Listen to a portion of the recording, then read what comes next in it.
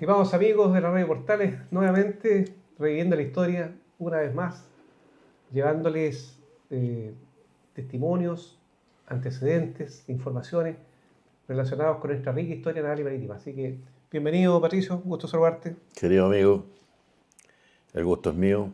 Queridos amigos, hoy día traemos temas bien interesantes. Ha comenzado el mes del mar y ya comienzan a aparecer ciertas fechas significativas que obviamente este programa no va a pasar de largo. Así es que... Sí, y esta semana, primero que nada el lunes pasado, se lanzó, lo habíamos avisado, digamos, en la versión anterior, pero se dio inicio al mes del mar, justamente con una ceremonia realizada en Concepción, donde habló el comandante de Gibraltar, el almirante Fernando Cabrera, también habló el ministro de Defensa, don Fernando Barros, pero quizás el expositor más importante, porque explicó, digamos, por qué se está haciendo en Concepción el lanzamiento. Fue el rector de la Pontificia Universidad Católica, don Juan Carlos de la Llera. ¿Por qué? Porque cuando el almirante Julio Leiva, el comandante de Jefe de la Armada, le encargó un estudio a la Católica para que hiciera una evaluación costo-social respecto de la posibilidad de construir los buques en Aspar.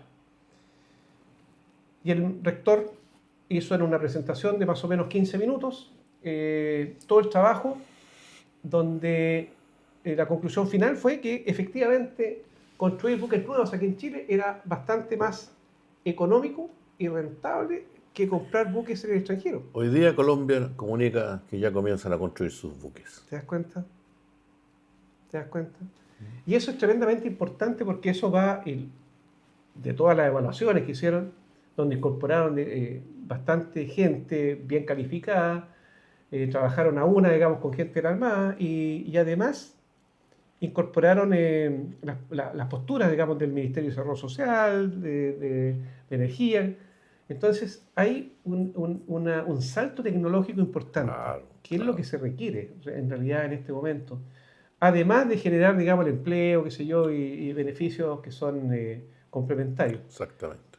Pero me sentí tremendamente orgulloso. Nosotros estábamos aquí en Valparaíso, estábamos invitados, digamos, no fuimos por otras obligaciones, pero seguimos, digamos, esta transmisión vía streaming. Y la verdad es que en las palabras del almirante Cabrera también queda clarísimo de que el mar no está solamente asociado a la marina, sino que el mar está asociado a lo que es Chile. Fíjate todos los intereses marítimos, viejo. Obviamente. Más o menos en términos gruesos, fíjate que cerca del 90% de nuestro comercio, digamos, navega, digamos, por los mares. Y deportes náuticos, minería, energía mareomotriz. Exactamente. Bueno, así que decir la pesca, obviamente. Y no es arriesgado decir que cuando nosotros miramos hacia el oeste, realmente nosotros estamos, nuestros límites son todos los países que están allá en la Polinesia y más allá, digamos, la cuenca del Pacífico. La cuenca del Pacífico. Exactamente. Oye, y ahora estamos sacando agua para desalinizarla. Exactamente. Con el problema de la sequía y toda la cosa en Chile. Yo creo que por fin se han dado cuenta de que esa es la solución. Por supuesto. Sí, oye, yo tuve la posibilidad de estar 8 días en Israel, fíjate. Yeah. Yo ya sabía, digamos, que ellos habían convertido el desierto en un oasis. Un vergel. En vergel. Claro. Y es la pura verdad. Y no tienen problema. Fíjate que hemos perdido por temas ideológicos que se hayan paralizado el desarrollo de tremendas soluciones que ya tendríamos mucha tierra fertilizada y tremendamente disponible para ser aprovechada. Sí, cuando revisamos la guerra del Pacífico, encontramos las máquinas resecadoras o algo así tienes toda de agua. razón, exactamente. O sea, ya en ese tiempo estaban sacando agua. Y después, por discusiones bizantinas que no vienen al caso, que vamos a tener sal, mucha sal, y los israelitas venden la sal, venden el agua, venden la sal. Sí. Entonces uno dice, pero no. Además que no hay nada que solucione el problema completamente. Hay que echarle para adelante, yo creo, y después mitigando, digamos, aquellos efectos que pueden ser adversos. Pero no paremos todo. Oye, si aquí lo vemos con con el avance, ¿no es cierto?, también de la ampliación del sector portuario, digamos, que ya llevamos cualquier cantidad de años que todavía no hacemos nada. Exactamente. Entonces, tremendo. Nos hemos quedado detenidos en la famosa permisología, que Exactamente. ha sido realmente un desastre, porque no se ve con criterios técnicos, se ve con otros criterios, Con que otros son criterios. muy difíciles. Entonces, Bueno, pero eso fue a todo esto el día lunes 4 de mayo, pero al día siguiente nos encontramos celebrando el Día de la Familia Naval, 5 de mayo, una fecha tremendamente importante. ¿Y por qué? Porque esa es la fecha en que Arturo Prat contrajo matrimonio con Carmela Carvajal. Y por eso que lo tenemos acá acompañándonos, porque evidentemente en muchas ocasiones, tanto a ti como a mí, digamos, tuvimos que referirnos, digamos, a eso, a ese motivo. Y la verdad que lo único que podemos decir, para resumir, digamos, en pocas palabras, que es un gran ejemplo. Un ejemplo de matrimonio que no se agota. Y creo que entrega una clara orientación de cómo debiéramos nosotros sobrellevar nuestra vida de pareja, nuestra vida de familia, porque ya como la vamos a ver más en detalle, tuvo que enfrentar muchos problemas y salieron adelante, y yo creo que siempre, digamos, lo más importante fue el amor que se tuvieron. Explicado, y por eso que trajimos acá estos libros, ¿no es cierto? Esta es la última edición, aquí está la primera edición, Cartas de mi esposo. Muchas, imagínense cuántas. Vamos a referirnos a algunas de ellas. Así que creo que es importante el Día de la Familia Naval. Afortunadamente la Armada cuando estaba el almirante Martínez, exacto. se decretó celebrarlo. Tremendamente motivar, digamos, y explicar, orientar adecuadamente por qué lo hacemos. Porque Dios, patria y familia, que es los pilares, digamos, que en el fondo sustentan a la Marina, creo que están totalmente reflejados en este matrimonio. Exactamente. ¿Qué te parece, Patricio? Mira, es bueno comentarle a nuestros televidentes, porque estamos en un sistema de televisión, que no les tocó fácil a este par de jóvenes. En primer lugar, Prat no quiso casarse con Carmela mientras él no ascendiera al grado de capitán de corbeta, porque él decía: necesito una cantidad de dinero, un sueldo suficiente para mantener a mi mujer, pero también mantener a mi madre, porque ya el padre de Prat había fallecido. Entonces Ahí te ella... das cuenta de una decisión madura. Claro. Ella, la mamá era una mujer madura, mujer viuda, y las viudas en esos tiempos lo pasaban muy mal. Después a Carmelita le toca pasarlo muy mal cuando queda viuda. Entonces, parte el matrimonio con una espera que los desesperaba. Disculpen la redundancia. Pero se desesperaban porque estaban enamorados, eran jóvenes, Prat tenía trabajo, podían casarse, pero él decía las cosas en el momento oportuno. Y bueno, cuando asciende a capitán, contrae matrimonio con Carmela Carvajal, se hace una fiesta maravillosa. Ellos vivían... 1873. 1873. Ellos vivían en la plaza, frente a la Plaza Victoria, ahí donde está ahora el Club Naval. Pero no era el mismo edificio, era un edificio más bajito, de 2 pisos, y al lado estaba la iglesia del Espíritu Santo, que fue demolida lamentablemente. Después de un terremoto por ahí quedó muy mal y la demolieron. Y los amigos le hicieron un camino desde la iglesia del Espíritu Santo, por la calle, hasta la puerta de su casa, con una alfombra roja preciosa. Mira qué bonito. No tenemos fotografías para verlas, está descrito en cartas. Y bueno, y al poco tiempo de casarse, llega la primera hija, que creo que vamos a referirnos a ella. Y bueno, también hay que mencionar que lamentablemente el matrimonio duró muy poco, por 73 a 79, 6 años, de una felicidad enorme, de un amor extraordinario y, como decía Jorge, un ejemplo. Pasaron apreturas económicas severas. Mira, quiero referirme, hay una parte aquí del libro que hace, porque no solamente hay cartas, sino que hay también antecedentes relacionados, digamos, cómo iba avanzando, digamos, la vida de Arturo Prat. Se hacen contextualizaciones, comentarios donde nos cuentan cómo estaba viviendo él, las motivaciones que tenía para hacer algo. u otra cosa. Exactamente. Nos ayuda a conocer mucho a don Arturo, este libro. Me voy a permitir leer, digamos, para que no saltarme los detalles, digamos. Pero dice, Arturo pasará unos meses en tierra, están hablando de 1873, septiembre, hasta su próximo destino. En este periodo inicia sus estudios de leyes, con todo el apoyo de su mujer, recién casados.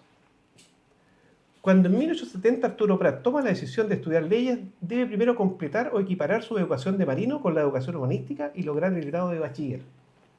En 1872 iniciaba los estudios propiamente jurídicos. Mediando marzo dejaba atrás derecho romano, de gentes y natural. Estacionado ese año en Mejillones, aprovechó estudiar civil, constitucional, administrativo y penal. Este último por un cuadernillo 50 hojas extraído de Bentham. Escribía a David Carvajal que le averiguase cuándo comenzaban los exámenes, qué ramos componían cada año de la carrera, si podía seguirse y aprobarse sin respetar el orden de los años, los libros de estudios utilizados y sus autores, si el extracto de Bentham era bien visto como texto, etc. Corría diciembre del 72, 1872, y Prat, habiendo egresado desde Mejillones, solicitaba al Consejo Universitario permiso para examinarse en Valparaíso, y ante una comisión porteña. Le fue otorgado, y no sin algunas peripecias burocráticas. Seguramente no siempre a lo mejor le dieron permiso a la primera. Por supuesto. Aprobó el año 73 los ramos referidos. En 1874, entre marzo y agosto, rinde algunos de los pocos cursos regulares que le quedaban: Derecho Canónico, Economía Política y Derecho Comercial. En este, sortea el libro primero del Código del Ramo. Me demandará muy poco trabajo, escribe a Carmela, y efectivamente lo pasa sin problema, al igual que los demás. Ya es bachiller en leyes. Durante este periodo sigue cumpliendo con sus deberes de marino y debe quitarle horas al sueño para sus estudios sin descuidar su rol de marido. Además, ahora es padre. El 16 de marzo de 1874, Carmela Carvajal de Prat da a luz a su hija Carmela de la Concepción. Ustedes se imaginarán, marino, estudiando Derecho, no estando, digamos, en el mismo lugar donde había que participar, sintiéndose responsable por no atrasarse. Después le nace su hija. Y respecto de esa hija, quiero, digamos, pasarle ahora la tribuna, digamos, a mi compañero acá, porque lamentablemente no fue un final feliz. Nace Carmelita de la Concepción y tiene un problema en su ombligo. Se le produce una infección. Y esta infección se transforma en una especie de hernia, que va pasando el tiempo y no cura, no mejora. Y justamente a Prat lo mandan a la estación de Mejillones de Bolivia, se llamaba en ese tiempo. Exactamente. Que eran tediosas, largas y aburridas. Prat se queja mucho de no poder estar acá y estar ahí casi sin hacer nada. De todas maneras, él está con sus estudios, así que aprovecha muy bien el tiempo. Refiere ahí que unas visitas al teatro, que era como su hobby. Claro, su pasatiempo. Que lo que más quería, e incluso se autocritica de que ha ido demasiadas veces, entonces la parte económica hay que cuidarla. Pero el centro de su preocupación era su Carmelita, su angelito, como él le decía. Y hay una carta de Carmela que le manda a Prat, que de tanto comentarla, cuando yo trabajé en el Museo de la Marina, de tanto comentarla terminé aprendiéndola de memoria. Ella le manda esta carta a su esposo: Arturo de mi corazón, nuestro angelito sigue mal, muy mal. Mi corazón desfallece de dolor y no estás tú aquí para contenerle. Mi único consuelo sería que te pudieses regresar antes. Tu infeliz Carmela. Prat lee esta carta, queda transido de dolor, solicita permiso al comandante para viajar a Valparaíso, dándole la razón de su hija. Es autorizado de inmediato, así es que espera el vapor de la carrera, que se llamaba el vaporcito que hacía especie de viaje, y se viene al sur, haciendo una parada en Coquimbo. Juan José Latorre lo saluda y Juan José ya sabía que la niña había muerto, pero no sabía que Prat estaba en desconocimiento de esta terrible noticia y le da el pésame. Entonces, en ese momento Prat se da cuenta. Cuando los dos amigos se separan, Prat toma la carta, la busca, la toma, y al reverso escribe Prat: el día, da la fecha, da la hora, murió mi hijita Carmela de la Concepción. Esta era la carta indicada para avisarme. Debí darme cuenta por el dolor, por el inmenso dolor que la iluminaba. Y fue al final: pero es tan dulce la esperanza, es tan dulce la esperanza. Bueno, era un hombre de esperanza, siempre esperaba lo mejor. Acuérdate de la frase, lo mejor. Para allá voy. Justamente en uno de sus documentos, él escribe: lo que ocurre es siempre lo mejor que debe ocurrir. Fíjense, lo que ocurre es siempre lo mejor que debe ocurrir. Dios guía nuestros pasos.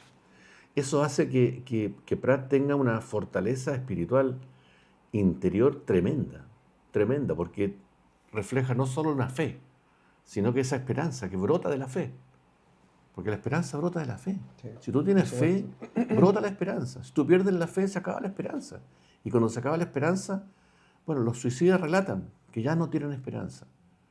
Fíjense ustedes que, yéndonos un poquito a otro tema, pero en el Evangelio, cuando nos cuentan la traición de Pedro y la traición de Judas a Cristo, Pedro se reivindica con Cristo y sin embargo Judas se suicida. ¿Y por qué? Porque perdió la esperanza en que Cristo lo iba a perdonar. Perdió la esperanza. Entonces, Prat tiene ese lema que parece el lema de un sacerdote, verdaderamente, porque es de una potencia tremenda, tremenda. En la sala Prat hoy día está en uno de sus muros, para que todos nuestros visitantes la lean y sirva de inspiración. ¿No te das cuenta de lo que debe haber significado ese dolor? Uf, Porque yo creo que no hay dolor más grande que la pérdida de un hijo. terrible. Terrible. Es un dolor permanente. El tiempo no lo agota. Es como, me contaba una madre que perdió un hijo, me decía: Patricio, es como ver la vida con lentes ahumados. Imagínate. O Claro, sea, nunca más. claro. Nunca más. Siempre vas a ver la vida con lentes ahumados. Cuando todos se ríen, tú también te ríes. Sí. Pero no te estás riendo por Claro, dentro. no va a ser lo mismo. Porque el dolor ese es un dolor permanente, terrible. Terrible. Bueno.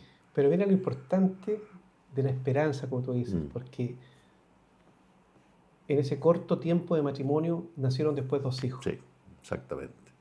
Blanquita Estela, y el más chiquitito nació cuando él estaba en Uruguay, Arturo Héctor. ¿Y qué manera, después de ampliarse la familia, digamos, hasta el día de hoy? Sí, sí, es que también colabora Ricardo Prat. Bueno, sí, por sus hermanos, digamos. Claro, Sí, tiene 2 hermanos varones y 2 hermanas sí, y 2 hermanas. sí. Y tenía 3 hermanos más mayores que fallecieron los 3. Y por eso él quedó como hermano mayor. Fíjate que no sé si sábado o el domingo, digamos, pero se publicó en una página del Mercurio de Santiago un artículo respecto a la descendencia de Prat. Ah, qué bien.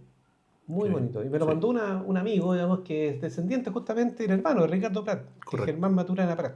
Perfecto.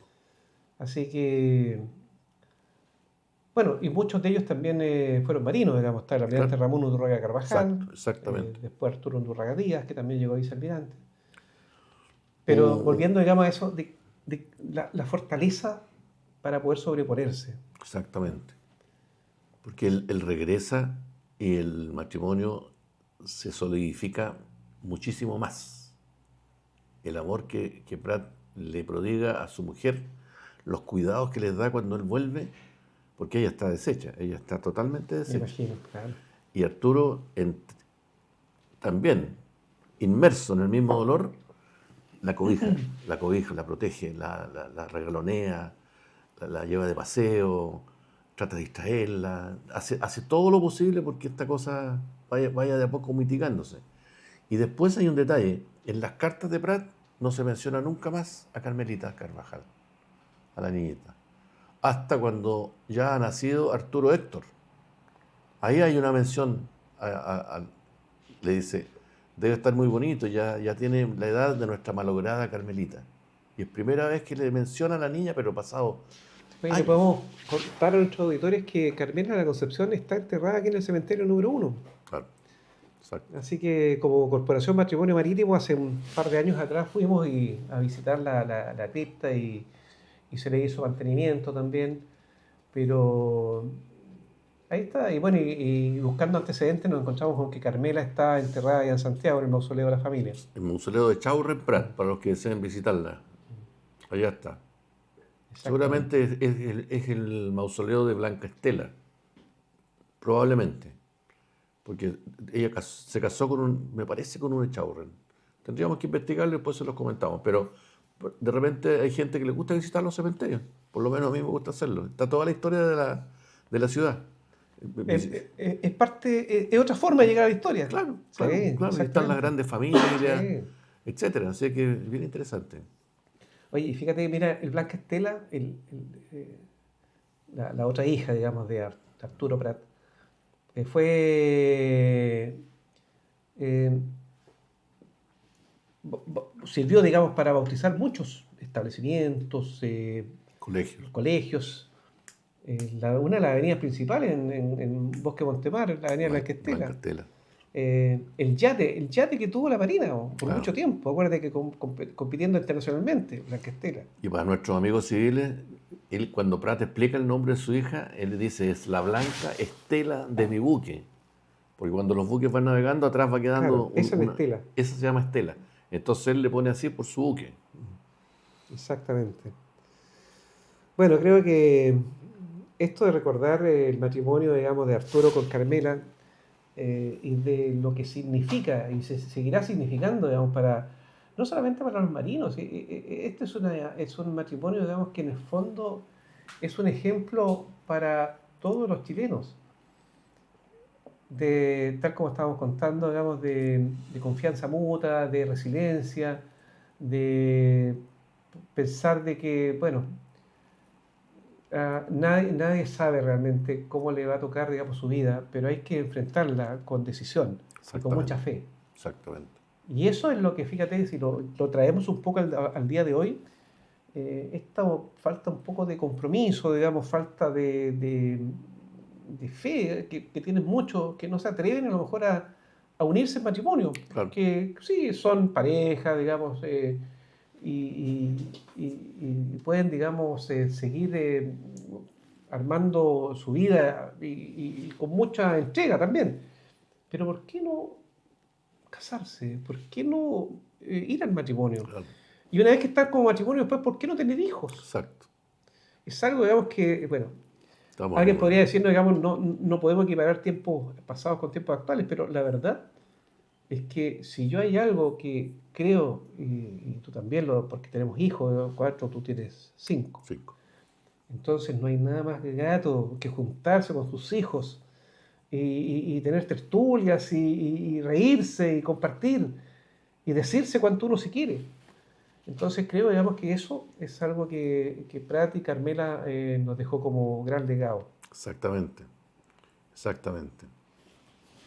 Así que, bueno, nuestro homenaje entonces al Día de la Familia Naval, a este gran matrimonio de Carmela con Arturo. Cambiemos un poco el tema, tomemos ahora la relación con lo que habíamos visto las veces anterior, digamos.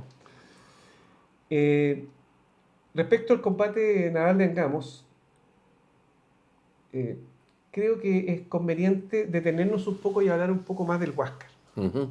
¿Por qué? Porque resulta que el Huáscar, que fue capturado, ¿no es cierto?, en ese combate, batalla, como hicimos presente que le dicen batalla porque significó un cambio completamente importante dentro del curso de la guerra. Pero hay que decir de que el monitor Huáscar finalmente terminó sirviendo mucho más tiempo en la Armada de Chile que en la Marina de Guerra del Perú. Exactamente. Yo quisiera hacerle un breve resumen a Sí. nuestros oyentes de cómo fue el combate de Angamos, porque Perfecto. no lo hemos comentado. Sí. Fíjense, una de las primeras peculiaridades es que un vigía del Blanco Encalada lo vio a las 3 de la mañana. Entonces yo dije, ¿cómo a las 3 de la mañana? Sí, pues. Si el buque no estaba pintado así, no tenía amarillo, no. No. Estaba pintado muy ad hoc. Muy pálido. Claro, Sí. para poder Claro. confundirse con el Sí. horizonte, con nubes, qué sé yo. Bueno, investigué el 8 de octubre del 79 si es que había luna. Ah, claro. Y había luna llena. Mira. Había luna llena. Y no había bruma. O sea, dentro de lo que era noche había una cierta claridad. Y gracias a eso el Claro. vigía lo pudo ver. Bueno, esto fue a la cuadra de Mejillones, de Mejillones, Antofagasta, por ahí andaba el Huáscar escondido. En la Punta Angamo, la Punta Angamo es justamente la parte más Mejillones. saliente de esa Estaba punta. justo frente a Claro. Mejillones. Entonces, lo vio el vigía del Blanco Encalada, donde estaba Galvarino Rivero de comandante, y Grau decidió huir hacia el sur. Galvarino Rivero lo empezó a seguir hacia el sur, pero al norte estaba la torre, Juan José La Torre, con el Cochrane.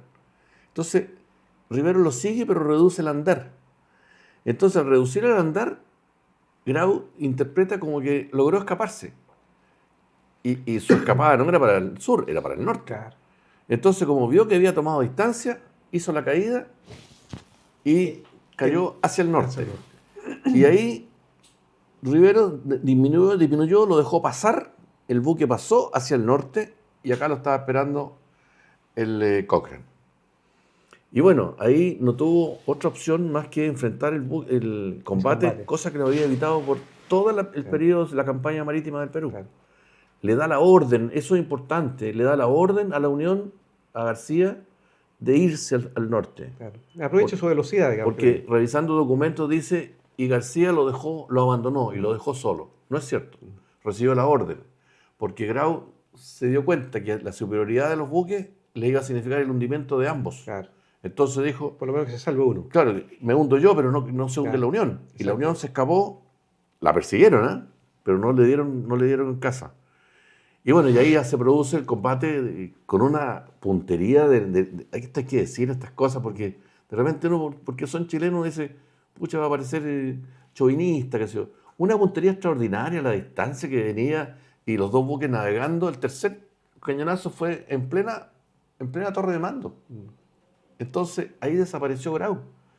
Y ahí comienza la debacle a bordo del Huáscar. Ya tenía problemas con una Fíjate que también este fue en horarios parecidos como era el de Iquique, fue durante la mañana. Claro, porque ya después de las 3 pasaron las horas y se despejó. Claro. Y ahí ya la esperanza del Huáscar era nula, no tenía ninguna posibilidad de escapar. Fíjense ustedes que para que esta torre diera vuelta se requerían 16 minutos. Para que diera una vuelta en 180 grados, solo 180. Era preferible dar vuelta al buque entero, que se demoraba 2 minutos. Entonces, cuando uno dice era muy superior a la Esmeralda, pero no muy superior al Cochrane y al Blanco. No era muy superior. Era una tecnología de 9 años más antigua. Este buque era más antiguo 9 años que los buques chilenos. De hecho, este buque se mandó a construir para poder enfrentar la guerra contra España. Exactamente. No era la guerra contra Chile. No era la guerra contra Chile. Exactamente. Y el buque lo trajo un chileno. Sí, pues. De Inglaterra. Esas curiosidades. Es que la relación era muy buena. Entonces, el primer comandante fue un chileno. Entonces, y como tú dijiste, después de la guerra del Pacífico, pasó la revolución del 91 con bandera chilena. Ahora, la parte psicológica era horrorosa. Cuando aparecía frente a las costas peruanas, estuvo el bombardeo de Arica. Cuando aparecía en su monitor el orgullo del Perú con la tremenda bandera chilena. Entonces, desmoralizaba. Acuérdate que tuviste la suerte de poder llevar a un almirante peruano, ¿cierto? Querido Dos almirantes peruanos. Querido almirante Miletich, al cual le mando un saludo si es que ve este programa. Un gran personaje el almirante Miletich. Seguimos en contacto y vamos a seguir en contacto mucho tiempo, espero. Un gran hombre que estuvo a bordo del buque, dejó un mensaje como visitante extraordinario. Y debo decirlo, mi almirante, si es que está viendo el programa, que sus ojos se llenaron de lágrimas, esas lágrimas viriles, de un hombre que hizo realidad el sueño de su vida naval, de estar sobre la cubierta del Huáscar. Y yo pude presenciarlo y después nos dimos un gran abrazo como hermanos latinoamericanos que somos. Bueno, tal como decías, todo respecto a la visita del almirante peruano, hay que recordar que después del tiempo que se dio de baja el Huáscar y estuvo bastantes años esperando prácticamente de Guas, estuvo en la reserva, que se dio con muchos otros buques, Así que hubo un ambiente chileno que lo recuperó y lo convirtió en el museo flotante que todos conocemos ahora para las glorias de Perú y de Chile. Y Exactamente. eso es importante. Museo, ahora es museo con 150.000 visitas al Sí, año. sí, exactamente. Así que, bueno, se nos está acabando el tiempo, así que los invitamos la próxima semana. Síganos, ayúdennos a difundir esto y los dejamos invitados, digamos, para nuestro próximo programa. Adiós. Hasta luego.